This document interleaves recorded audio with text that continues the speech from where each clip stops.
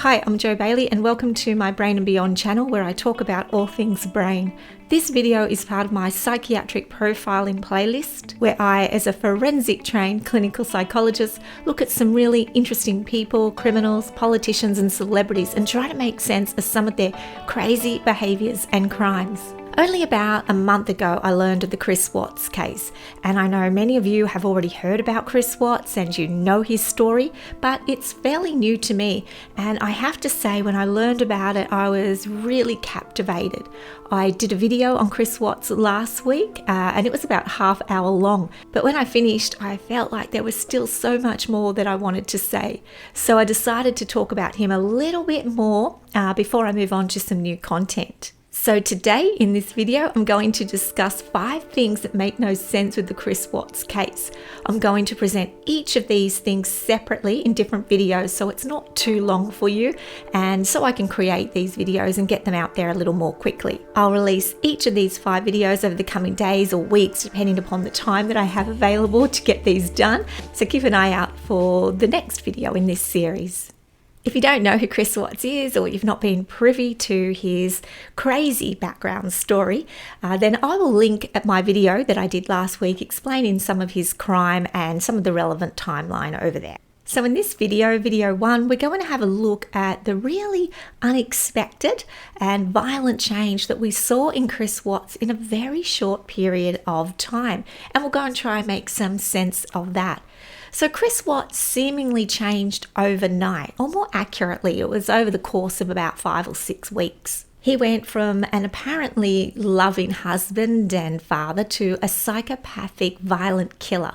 There are countless videos online that show Chris playing with his kids Bella and Cece, or casually hanging out relatively happily with his wife Shanann.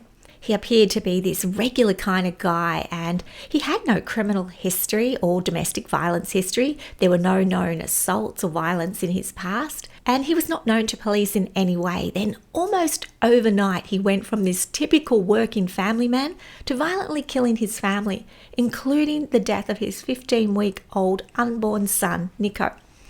So this is really strange to many people. And in my last video, a few people put in the comments, how does this happen?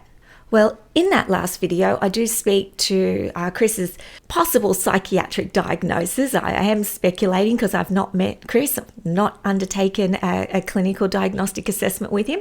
But essentially in that, I concluded him as a narcissistic sociopath. But why and how does one hide something so sinister and so evil from so many people? I mean, is that even possible? And as the quote by Virgil goes, evil is nourished and grows by concealment. And I think Chris concealed his true nature for a very long time. Well, I have to say, having worked in the forensic and psychiatric field for about 3 decades, that sometimes when we see such abrupt and significant personality changes, as we apparently did with Chris, we would then like to rule out organic causes like a brain tumour or some other neurological condition. I mean, there have been documented cases of killers with such conditions. Charles Whitman, the Texas Tower sniper from the 60s, comes to mind, but it's still a big stretch to say that the brain injury or the organic brain condition then caused the murderous and violent behaviour. We do know, however, that brain injuries can cause significant personality changes.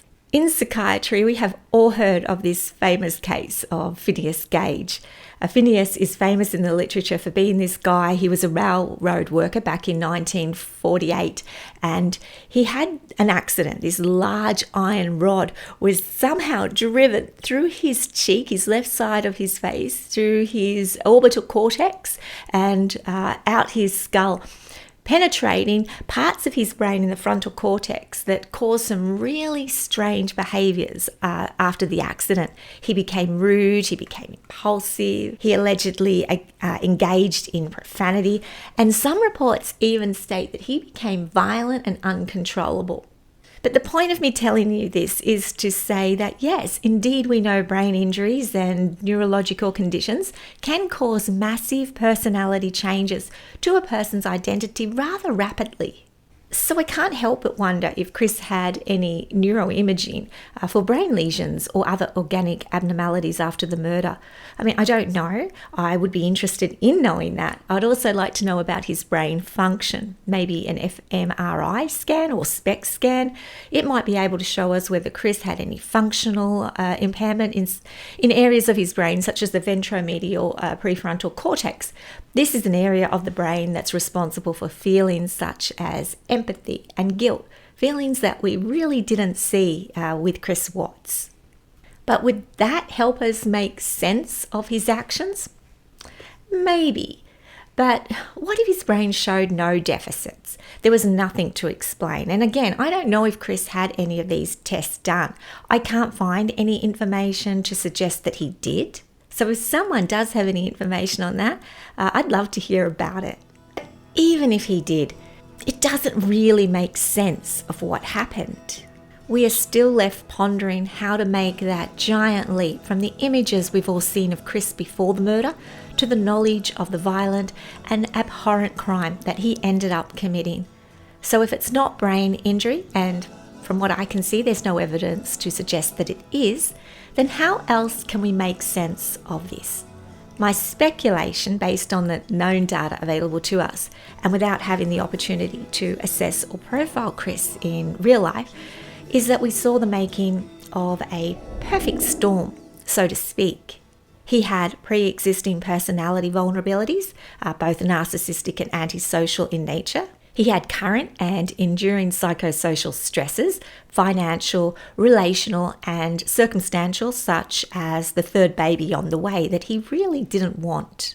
He had a novel, exciting, and new life goal in meeting a woman he felt attracted to and possibly obsessed with, and of course that was Nicole Kessinger. He had a new confidence in himself, having lost weight, toned up, and learning he could be attractive and desirable to other women, possibly for the very first time.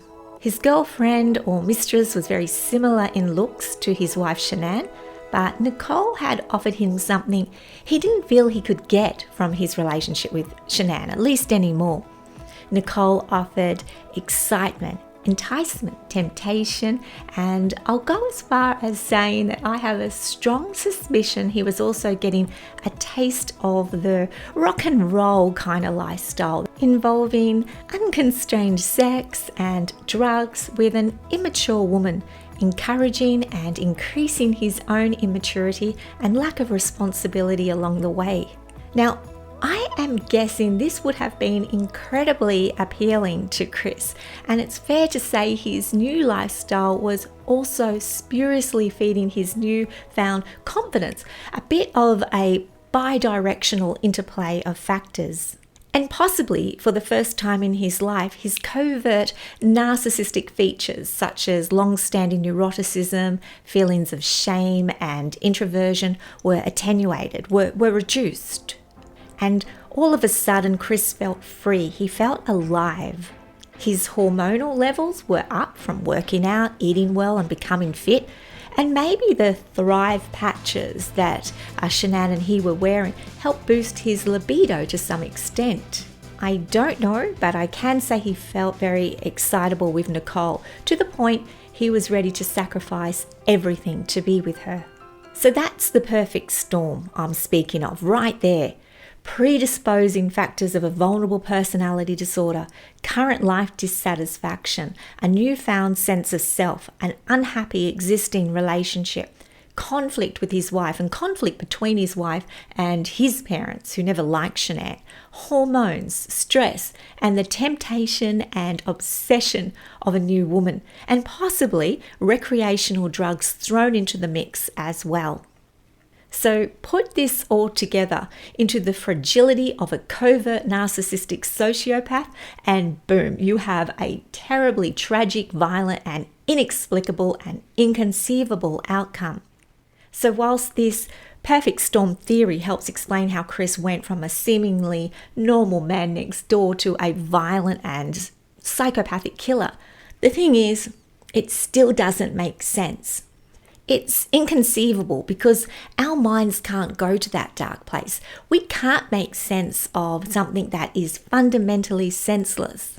We struggled to imagine anything at all that would warrant the course of action that Chris took that day. And whilst I have a strong suspicion he was indeed drug affected at the time of the murder, he was certainly not affected to the point of incoherence or any form of drug-related or drug-induced psychosis. So no matter how much we try to understand why Chris changed so dramatically and violently, our minds cannot descend to that level of depravity. So regrettably, we will never truly ever make sense of this case.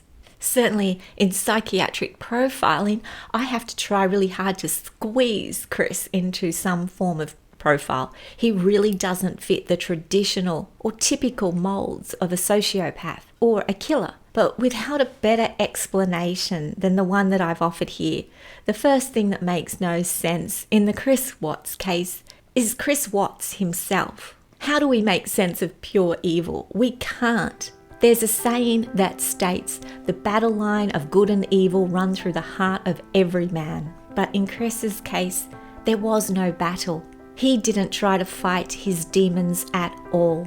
He was the demon, and his crime was overwhelmingly one of selfish indulgence and passion that to him was worth the lives of his entire family. And we cannot make sense of that. In video 2 of this series, I'll look at another element of this case that makes no sense, and that is Chris Watts' father, Ronnie Watts' reaction when he heard of the murder for the first time. Ronnie's response in that moment is very odd to me, so we'll look at that in the next video. Bye for now. If you found this video to be helpful, then please consider liking or subscribing to my channel. That allows me more opportunity to provide free content for you. Until next time, take care of yourselves and each other and have a very happy and peace-filled day. Bye now.